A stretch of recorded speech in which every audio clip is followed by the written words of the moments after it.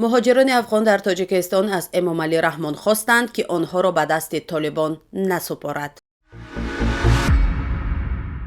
بینای سفارت روسیه در کابل را گروه تندرو دولت اسلامی ترک کرده است. 3 مهاجر در طلوع روسیه به لطوکوب افسران پلیس متهم می شود. 1 نفرشان تاجیک است.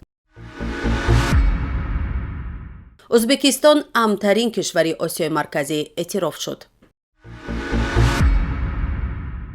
مهاجران افغان در تاجیکستان روز 5 سپتامبر در نامه از رئیس جمهور امامعلی رحمان خواستند که روند اخراج اجباری پناهجویان را به افغانستان زیر نظر طالبان باز دارد.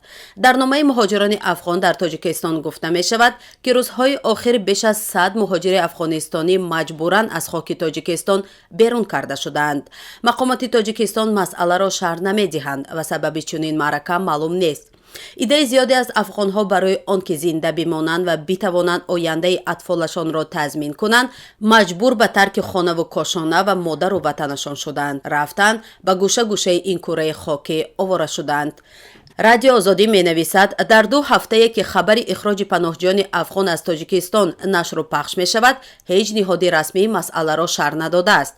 1 نماینده وزارت کارهای داخلی 2 هفته قبل تنها گفته بود که زیاده از 30 مهاجر افغان را برای رعایت نکردن قاعده بود و باش جریمه بستند، اما اخراج نکردند. اما بعضی از مهاجران افغانستانی گفتند که آنها را از کوچه و از خانه کشیده به مرز میبرند. مهاجران افغان در نامه برای رئیس جمهور تاجیکستان گفتند بعضی از آنها منتظر گرفتن ویزا یا روادید به کشور سوم هستند. ایده هم کارت پناهندگی سازمان ملل متحد را داشتند. این در حالی است که بر اساس قانون‌های بین المللی اخراج چنین افراد به کشوری که جانشان در خطر است منع می باشد. در تاجیکستان تقریباً 10,000 شهروند افغانستان زندگی می کردند. اکثر آنها می گویند از ترس طالبان به تاجیکستان فرار کردند که 1 سال باز در افغانستان حکومت می کنند. دادستانی ناحیه زیرچنسک تولا عیبنامه پرونده جنایی علیه 3 مهاجری که در لطوکوب افسران پلیس متهم می شوند تصدیق کرد. بنا به اطلاع دفتر مطبوعاتی دادستانی ناحیه زیرچنسک تولا، آنها به استفاده زورآوری نسبت نماینده مقامات متهم می شوند. به گفته مفتشان این مهاجران شام 22 ایول در روستای اکتبرسک در حالت مستی پس از تنبیه ماموران پلیس برای نقض ترتیبات جمعیتی به کارمندان پلیس با مشت حمله کردند. در اطلاع رسانه‌های روسی 2 نفر از متهمان شهروندان ازبکستان و 1 نفر شهروند تاجیکستان هستند. گروه تندرو دولت اسلامی در شبکه تلگرامی خود گفته است که در ترکش بینای سفارت روسیه در کابل دست دارد. در این باره خبرگزاری رویترز اطلاع می دهد. داعش عکس بمبگذاری مرگطلبی را که این حمله را انجام داده است نشر کرد. این گروه در بیانیه گفت که پیکارجوی آنها در یک نشست با حضور کارمندان روس در نزد سفارت کمربند خودکشی را منفجر کرده است.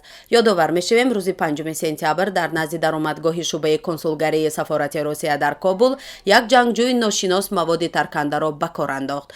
در نتیجه 6 نفر از جمله 2 دیپلمات روس و 4 طالبان کشته و 10 نفر زخمی شدند. نیروهای امنیتی طالبان وعده دادند که برای تامین امنیت سفارت چاره‌های جدی‌تر اندیشیدند و همچنین وعده دادند که مسئولان را مجازات خواهند کرد. پلیس گفت که حملگر هنگام نزدیک شدن به دروازه از تیر پاسبان مسلح کشته شده است. این یکی از اولین چنین حمله‌ها پس از به قدرت رسیدن طالبان در سال گذشته بود. در کرمل مرگ کارمند سفارت در کابل را حمله تروریستی ارزیابی کردند.